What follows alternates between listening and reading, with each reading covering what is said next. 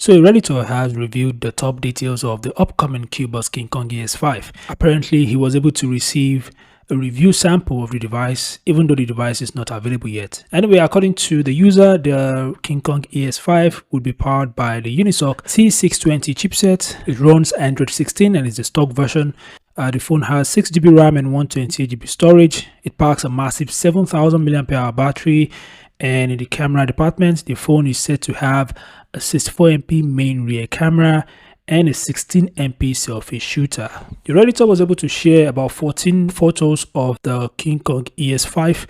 If you're interested to see the photos, make sure to use the link in the video description. Anyway, one of the pictures shared by the user revealed that the KingKong ES5 has a triple rear camera setup. Of course, the main rear camera is 64MP, but the details of the other two are not revealed. There's also a flash on the camera module as well.